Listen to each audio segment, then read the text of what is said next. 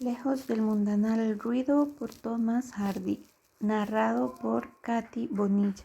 Capítulo 11. Propietarios, una regla, una excepción. La primera muestra pública de la decisión de Bathsheba de dirigir la granja por sí misma y sin representante alguno fue su aparición el día siguiente de mercado en la lonja de Caterbridge. La baja, aunque amplia sala sustentada por vigas y columnas y recientemente dignificada con el nombre de mercado de granos, estaba abarrotada de hombres fogosos que conversaban entre sí en grupos de 2 y 3. El que hablaba miraba de soslayo a la cara de su interlocutor y se concentraba en su exposición contrayendo uno de sus párpados. La mayoría llevaba en las manos retoños de fresno que usaba en la parte como bastón y en parte para atizar a los cerdos, las ovejas y los vecinos envueltos de espaldas, así como cualquier objeto en posición de descanso que diera muestras de requerir semejante tratamiento en el curso de su peregrinación. Durante la conversación, cada cual empleaba su retoño con muy diversos fines. Unos lo doblaban en la espalda, formando un arco entre 2 manos y lo apoyaban en el suelo, sobrecargándolo hasta convertirlo casi en un semicírculo. O bien se lo metían apresuradamente bajo el brazo mientras sacaban el saco de muestra y se vertía un puñado de grano en la palma, que luego de ser analizado se tiraba al suelo, siguiendo un encadenamiento de acciones totalmente familiar para la media docena de hombres sagaces de la ciudad que, como de costumbre, habían entregado sigilosamente en el edificio y aguardaban el momento en que sus expectativas se vieran cumplidas, con el cuello bien estirado y la mirada sesgada.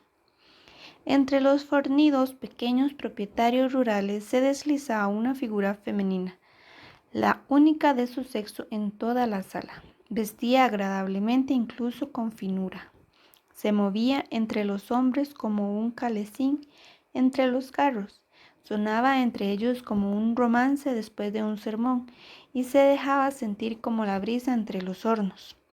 Requería cierta determinación, mucha más de la que en un principio habría imaginado, ocupar una posición en aquel lugar, pues no bien entró en la sala, cesaron los torpes diálogos y casi no faltó rostro que se volviera hacia ella, y se quedaron rígidamente inmóviles los que ya estaban vueltos. Solo a 2 o 3 de los propietarios conocía a Bathsheba personalmente, y hacia ellos se dirigió, más para ser la mujer práctica que se había propuesto demostrar que era. No le quedaba otro remedio que hacer negocios con presentaciones o sin ellas, y finalmente adquirió la confianza suficiente para hablar y responder con audacia a los hombres a los que solo conocía de oídas. También Bathsheba llevaba su bolsa de muestras y de cuando en cuando procedía a realizar el profesional vertido en la mano, sosteniendo los granos para su inspección sobre la palma menuda al más perfecto estilo de Casterbridge. En el impecable arco de su intacta dentadura superior, así como en las afiladas comisuras de los labios rojos, cuando al separarlos Bathsheba alzaba el rostro con un punto de desafío para descubrir determinado asunto con un hombre alto, algo insinuaba que había en aquella joven potencial suficiente para alarmantes hazañas sexuales y osadía suficiente para llevarlas a cabo, pero tenía en sus ojos una dulzura, decididamente una dulzura, que, de no ser por su oscuridad, podría pasar por una especie de neblina, siendo como eran, atenuaban una expresión que podía resultar hiriente por su simple claridad, cosa rara en una mujer en plena juventud y llena de vigor. Siempre dejaba que sus interlocutores concluyesen su exposición antes de presentar ella sus argumentos. Llegado el momento de discutir los precios, se ceñía con firmeza al propio, como es natural en los comerciantes, y rebajaba con insistencia los ajenos, como es inevitable en una mujer. Pero había en su firmeza una flexibilidad que la alejaba de la obstinación, tal como había en su regateo una ingenuidad que lo salvaba de la mezquindad. Aquellos propietarios con los que Bathsheba no tenía tratos, con mucho la mayoría, se preguntaban de continuo unos a otros, ¿quién es esa mujer? Y la respuesta era, la sobrina de Everton. Se ocupa de la finca de Weatherspoon. Ha despedido al capataz y ha jurado que se ocupará de todo sola. El que preguntaba sacudía la cabeza. Sí, es una lástima que sea tan testaruda, decía el primero, pero deberíamos estar orgullosos de ella porque anima mucho este lugar. Es una muchacha tan atractiva que no tardará en casarla. Sería descortés insinuar que la novedad de que Bathsheba se dedicaba a semejante ocupación tenía casi tanto que ver con el magnetismo como la belleza de su rostro y sus movimientos. No obstante, el interés era general, y su debut del sábado en el foro, al margen de lo que para ella pudiera significar como propietaria, que compra y vende, era incuestionablemente una victoria como mujer soltera. La sensación fue ciertamente tan notable que, en 2 o 3 ocasiones, su instinto le aconsejó limitarse a caminar como una reina entre aquellos dioses del barbecho, como la hermana menor del pequeño Júpiter, negándose rotundamente a cerrar precios. Las numerosas pruebas de su poder de atracción cobraban una fuerza aún mayor por lo excepcional del caso.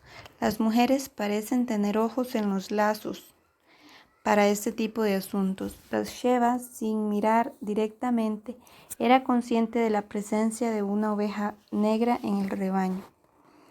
En un principio la desconcertó. La situación habría sido natural si hubiera habido una minoría respetable de ambos bandos. Si nadie la hubiese mirado, se habría tomado el asunto con indiferencia. Esas cosas pasan. Si todo el mundo la hubiese mirado, incluido aquel hombre, lo habría tomado como algo normal. No era la primera vez, pero era la insignificancia de la excepción lo que constituía el misterio. Pronto supo bastante más sobre aquel que se resistía. Era un caballero con rasgos clara e inconfundiblemente latinos, que destacaban con el brillo del sol, cobrando un tono broncíneo. Su porte era erguido y sus maneras tranquilas. La dignidad era su característica dominante. Aparentaba haber alcanzado hacía algún tiempo esa edad en la que, de manera natural, el aspecto de un hombre deja de manifestar alteraciones por espacio de más o menos una docena de años, y en la que la mujer hace lo mismo por medios artificiales. Se movía entre los 35 y los 50. Podría tener lo uno, lo otro o cualquier edad comprendida entre ellas. Se dice a veces que los hombres casados de 40 años generalmente están dispuestos a lanzar fugaces miradas a cualquier ejemplar de discreta belleza que se cruce en su camino, probablemente como ocurre con quienes juegan al whist por placer. La conciencia de su inmunidad y la peor de las posibilidades, en cualesquiera circunstancias, la obligación de pagar, los vuelve en exceso especulativos. Bathsheba supo al instante que aquel hombre indiferente no estaba casado. Una vez hubo terminado en el mercado, corrió a encontrarse con Liddy, quien la esperaba junto a la calesa amarilla en la que habían viajado hasta la ciudad. El caballo estaba enganchado y salieron al trote con las provisiones de Bathsheba, el azúcar, el té y las telas, empaquetadas detrás e insinuando de un modo indescriptible por su color, forma y características generales que habían dejado de ser propiedad del tendero para pasar a serlo de la joven hacendada. Ya está, Liddy, ya he pasado por ello. No me importará repetir, pues se irán acostumbrando a verme. Pero esta mañana ha sido tan horrible como si me casara. Había ojos por todas partes. Ya lo suponía, dijo Liddy. Los hombres son terribles cuando miran un cuerpo. Había un hombre que tenía demasiado sentido común para desperdiciar su tiempo conmigo. Transmitió la información de tal manera que Liddy no pudiera suponer ni por un modo que su señora estaba en absoluto herida en su orgullo. Un hombre muy atractivo, continuó, de unos 40 años. ¿Sabes quién puede ser? Liddy no lo sabía. ¿No lo imaginas? Preguntó Bathsheba con cierta decepción. No tengo la menor idea. Además, no tiene importancia si se fijó en usted menos que los demás. Si hubiera sido al revés, la cosa sería muy distinta. Bathsheba experimentó entonces el sentimiento contrario, que se abrió camino en silencio. Un carruaje de suelo bajo que ganaba velocidad tirado por un caballo de espléndida raza las alcanzó y las dejó atrás. «Pero si es él», exclamó Bathsheba. Liddy miró. «Ah, es el señor Boltwood, el hombre al que usted no pudo recibir el otro día». «El señor Boltwood», musitó Bathsheba, y lo miró mientras las adelantaba. El hombre en cuestión no había vuelto la cabeza ni una sola vez, y con la mirada fija en un lejano punto del camino pasó tan inconsciente y abstraído como si Bathsheba y sus encantos fuesen tan solo aire. «Es un hombre interesante, ¿no te parece?», observó. «Sí que lo es, y mucho. Todo el mundo lo dice», contestó Liddy. «Me gustaría saber por qué es tan retraído y tan indiferente. ¿Por qué parece estar tan lejos de todo? Dicen, aunque no se sabe a ciencia cierta, que sufrió un gran desengaño cuando era joven y alegre. Dicen que una mujer lo dejó plantado. La gente siempre dice lo mismo, pero todos sabemos que las mujeres rara vez dejan plantado a un hombre. Son los hombres los que nos dejan plantadas. Espero que sea solo un hombre reservado por naturaleza». «Reservado por naturaleza. Yo también lo espero, señorita. Que no sea nada más. Aunque es más romántico pensar que lo han tratado con crueldad, pobrecillo, a lo mejor es cierto. Yo diría que es posible». «Sí, señorita, casi estoy segura», decía Liddy. «Sin embargo, siempre tendremos que pensar cosas extremas de los demás», dijo Bathsheba. «La verdad es que no me sorprendería que tuviera un poco de las dos, que esté en un término medio, que lo hubiesen tratado con crueldad y que fuera un poco reservado». «Eso no, señorita, no creo que sean las dos cosas». «Me parece lo más probable».